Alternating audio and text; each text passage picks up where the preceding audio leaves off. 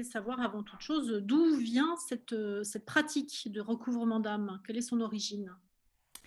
Alors, je ne sais pas qui a fait le recouvrement d'âme pour la première fois, mais en tout cas, ce que les anciens ou les peuples premiers, même actuels, toujours perçoivent, c'est que quand il manque quelque chose à quelqu'un, ou il manque son âme, ou son âme n'est pas bien incarnée dans le corps, alors ils vont faire des pratiques pour qu'elle se raccorde. Ça peut être des choses simples, simplement d'être plus en accord avec sa voix, par exemple aller faire une quête de vision pour écouter ce que son âme veut, ce que mon âme veut pour la suivre, suivre ma mission. Et souvent la maladie, les symptômes de maladie, mais maladie pas que physique, ça peut être aussi maladie mentale, ça peut être des accidents, par exemple, sont pour eux des indications qu'il faut réfléchir, est-ce que je suis bien toujours sur ma voie? Est-ce que j'écoute bien toujours mon âme? Et si je ne l'écoute pas, alors je vais vraiment tomber malade. Hmm. Alors du coup, c'est peut-être important de commencer par définir ce que c'est que cette notion de d'âme dans la vision chamanique. Voilà, oui. Tout dans l'univers est animé par une dimension et une intelligence invisible. Il y a une grande intelligence qui infuse tout l'univers, qui est nommée le grand esprit, ou voilà, selon les traditions, un autre nom. Et cette intelligence, elle anime aussi toutes les espèces, les arbres, les lieux, même le pays. Et on a bien sûr aussi une dimension invisible, intelligente, qui est reliée à cette grande toile du vivant, qui nous anime en tant qu'être humain et qu'on appelle notre âme. Hein, de moi. Hmm. Par Ouais, exemple, c'est ça. je vais peut-être perdre la confiance en moi-même, la confiance dans mes sentiments ou la confiance dans les autres, ou la capacité à m'engager dans une relation, ou toute la créativité qui faisait partie de cette part de moi. Hmm. Et Donc, on peut donc s'en rendre compte ou pas? pardon. On peut s'en rendre compte soi-même ou pas? Oui, bien sûr. Ouais. Les gens qui souffrent de perte d'une part de soi sont en souffrance, hein, en général. Ils ont moins d'intérêt dans la vie, moins d'intérêt dans les relations, ils s'ennuient et ils peuvent développer des pathologies physiques. C'est-à-dire que notre corps physique, qui est vraiment très en lien avec l'âme, va donner des signaux pour dire qu'il faut réparer quelque chose, il faut retrouver ce lien pour que le corps se sente à nouveau dans son intégrité Hmm. et en bonne santé. Les traumatismes peuvent entraîner des parties d'âme. Alors, juste, je veux quand même revenir sur ce que tu disais par rapport à ce qu'on s'en rend compte à ces Hmm. moments-là. Quelqu'un peut être traumatisé au point qu'il est sidéré ou anesthésié, qu'il n'a pas la conscience peut-être de la perte d'âme. Là, on va très très loin. Il n'est pas forcément conscient, mais il est atone de sa perte d'âme, mais les autres autour en sont bien conscients. D'ailleurs, dans les cas graves, donc chez les peuples premiers, qu'est-ce qui se passait? C'est-à-dire, la personne était mourante, parce qu'on était malade au point d'être mourante. Hein. Et l'homme médecine ou la femme médecine allait voyager dans les mondes invisibles, dans les dimensions invisibles, pour aller rechercher cette partie et la ramener à travers l'espace et le temps, la ramener, si elle le voulait bien, négocier avec cette partie, voir de quoi elle a besoin pour pouvoir revenir et se réassocier au corps de la personne qui était malade. Mhm. Alors aujourd'hui, est-ce qu'on fait encore comme ça? Comment est-ce que, en quoi Ça arrive, oui, ça arrive. ça Il faut qu'il y ait consiste? une demande, bien sûr, hein, et que ce soit juste. Euh, Ça arrive. C'est un travail qui peut être fait donc en soins par un homme ou une femme médecine seule, hein, qui fait ce genre de pratique chamanique. Euh, Là, seul ou en groupe. Ça arrivait, par exemple, on utilisait le spirit canoë, on voyageait tous ensemble dans cette réalité, mais aussi dans la réalité chamanique non ordinaire, où on va voyager à travers les mondes pour aller chercher la part ou les parts de la personne qui ont été perdues et ramener, les réinsuffler. Souvent, c'est pas seulement une partie. Hein, la personne, elle a pu lâcher beaucoup de choses, des capacités, son souffle de vie, son envie de vivre, sa joie, sa créativité, en plus de cette partie d'elle. Cette partie d'elle et tout ce qui est associé à elle.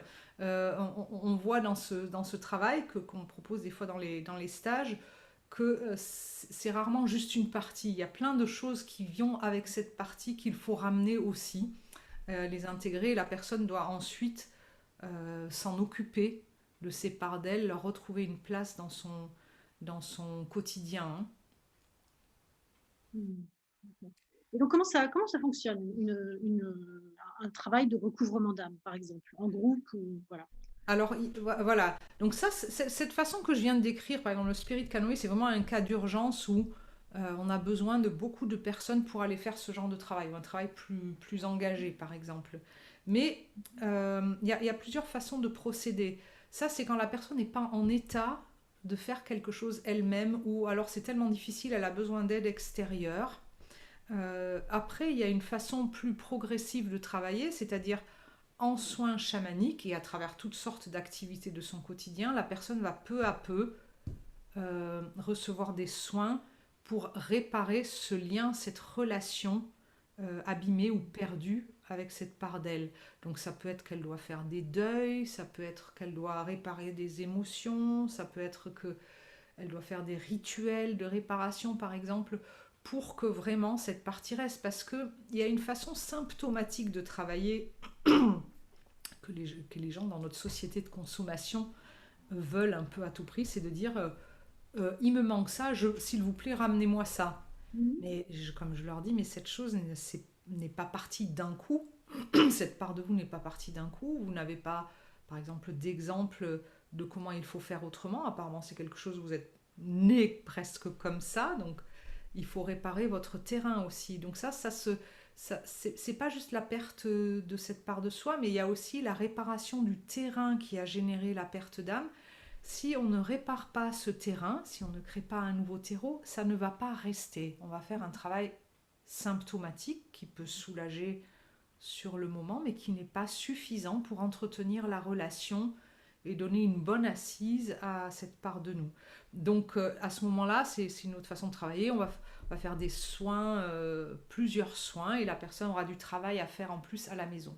Ça, Mmh. c'est une deuxième façon de travailler. Puis une troisième façon, et si la personne a appris la méthode du voyage chamanique, Mmh. c'est-à-dire elle a appris elle-même à voyager, à communiquer dans l'invisible, ce qu'on appelle dans les autres mondes. Elle a retrouvé cette part d'elle qu'on appelle animal totem qui la met en lien avec son instinct, mais aussi avec son âme.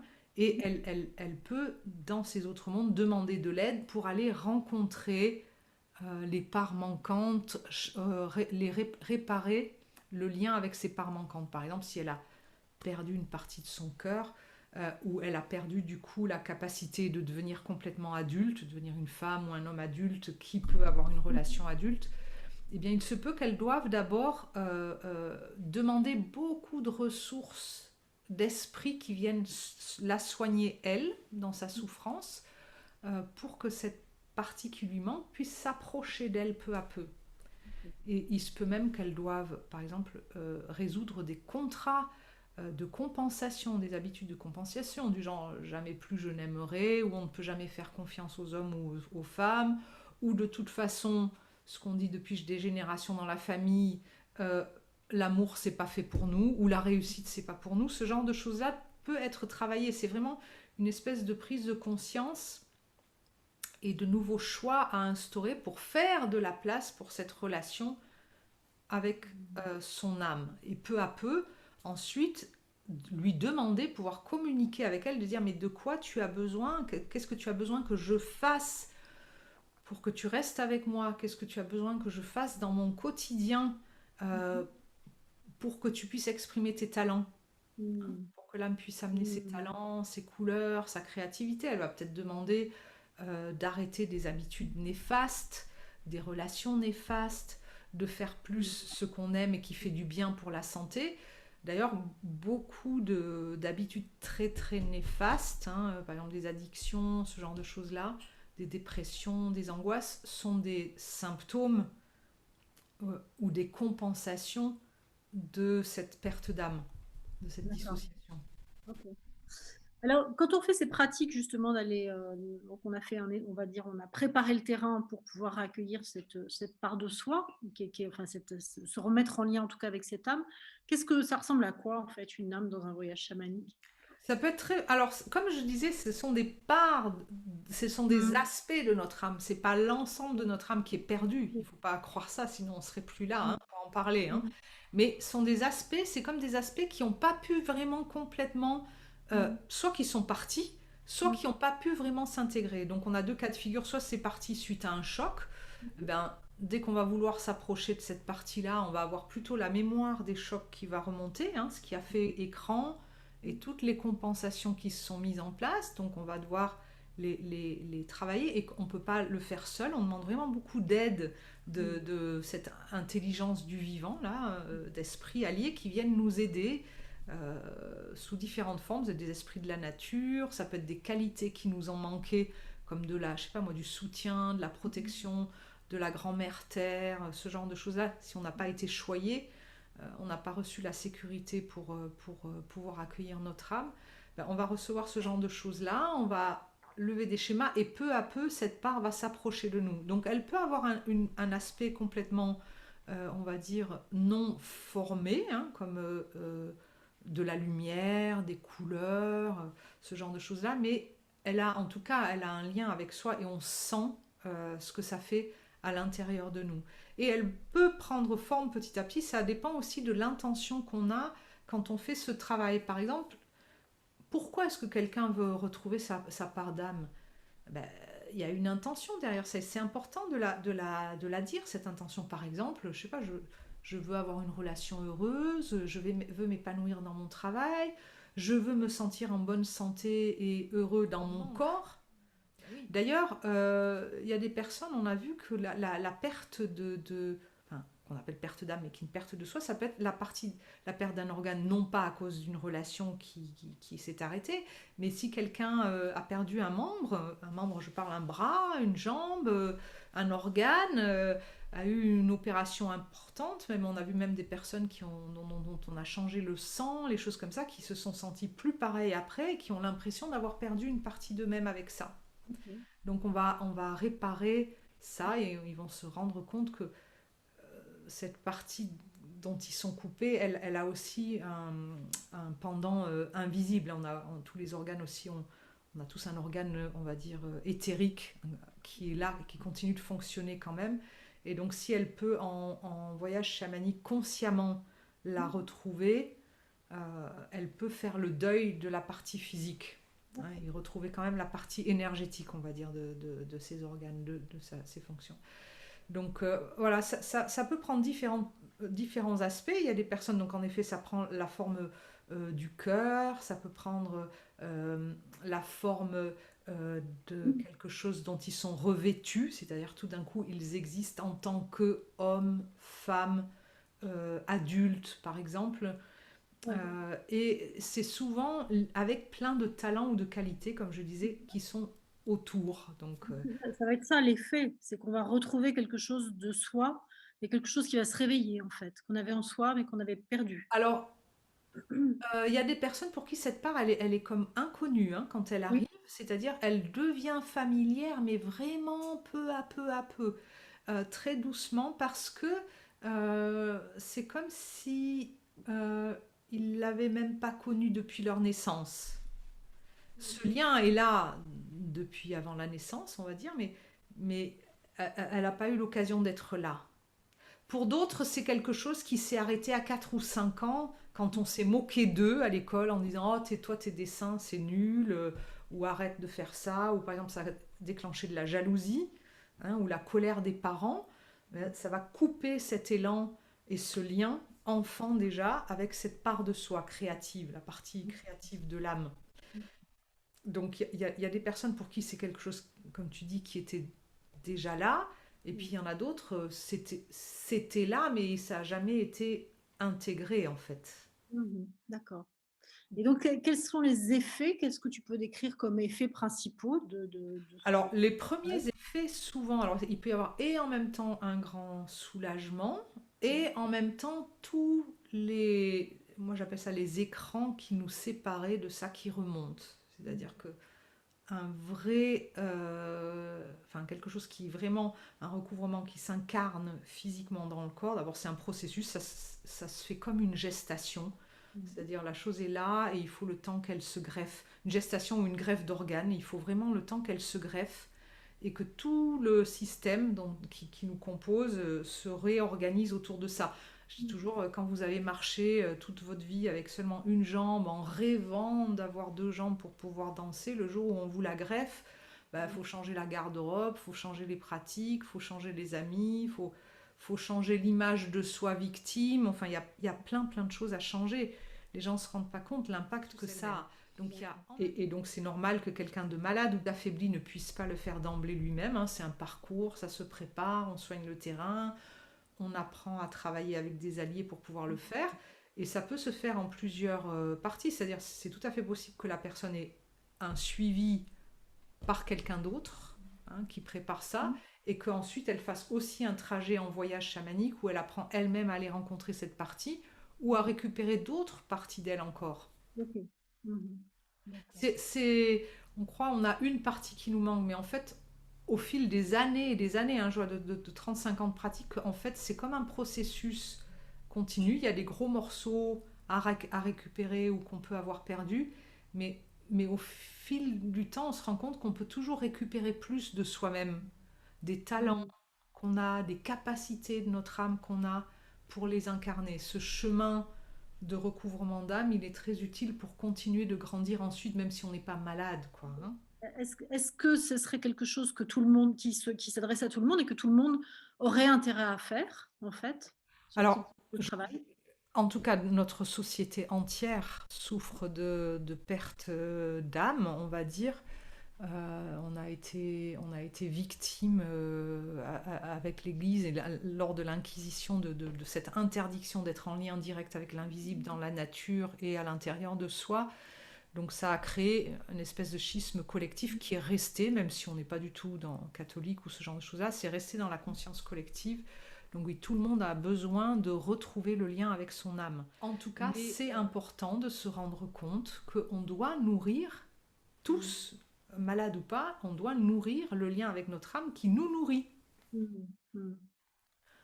Hein, simplement écouter, se mettre en lien avec le cœur, par exemple, qui est un endroit privilégié de lien à l'âme pour sentir si c'est bien nourri, bien habité, sentir aussi notre corps en entier qui est aussi en lien avec elle. Est-ce que ce que je fais nourrit mon corps?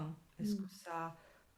ça donne de l'énergie et de la créativité? La créativité aussi est un signe de lien à l'âme. D'ailleurs, par exemple, pratiquer l'art sous toutes ses formes va nourrir aussi le lien à l'âme et à l'invisible en général et à sa créativité, hein. D'accord. Donc, il y a des moyens, en dehors du recouvrement, de nourrir ce lien, euh, Oui, où qu'on en soit, quoi, en oui, fait. oui. L'art, le lien à la nature, Oui. le lien à la nature, comme tout est relié, va en miroir résonner dans notre nature. Il va nous mettre en lien avec notre nature. Le lien à la terre, jardiner, cultiver, ce genre de choses-là, marcher, ça va nourrir le lien à l'âme, puisque c'est ce que l'âme, elle veut, c'est pouvoir être voilà, en lien avec un socle physique, matériel qui la soutient, hein. Ça veut dire aussi qu'avoir des relations harmonieuses avec les autres, c'est une façon de nourrir son âme aussi. Alors, en tout cas, d'avoir des relations avec les autres. Alors, Ouais. harmonieuses, c'est quelque chose de très subjectif parce que Ouais. peut-être que nous, on ne les trouve pas harmonieuses et peut-être que pour notre âme, ça nous pousse à évoluer, hein. Oui. On peut avoir des relations qui sont des défis, mais qui Hmm.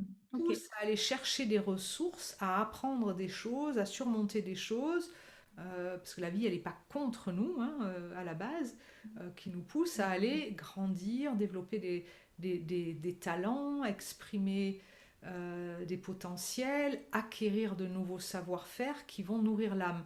Donc c'est pas juste que l'âme nous nourrit en Hmm. s'incarnant et Hmm. en se manifestant, c'est que la confrontation avec la vie terrestre Hmm.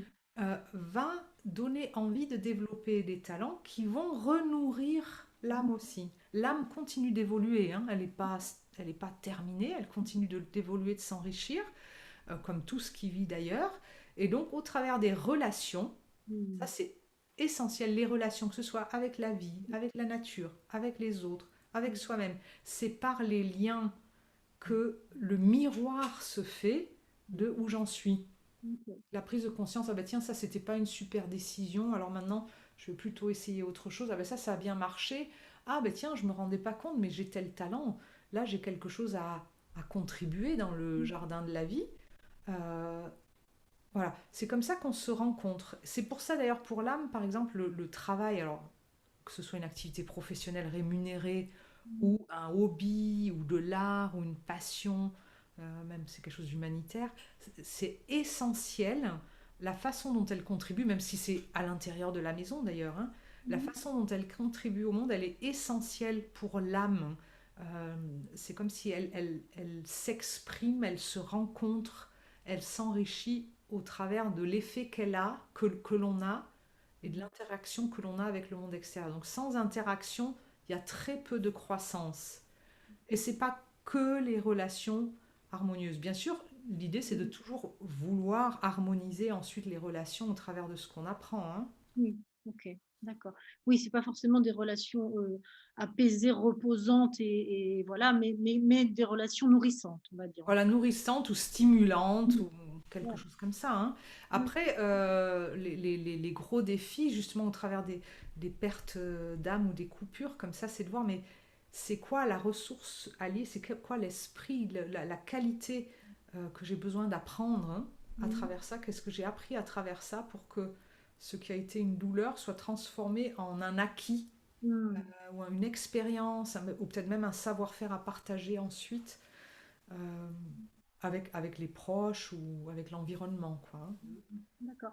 Et alors, juste pour peut-être pour terminer, qu'est-ce que toi tu as pu constater dans bah, de ce que ça a pu apporter comme changement dans la vie des gens de faire ce travail-là? Est-ce que c'est... Alors, les personnes prennent beaucoup de consistance, dans le sens qu'on les sent, tout d'un coup, on perçoit qu'ils sont beaucoup plus là, ils n'ont pas du tout le même visage.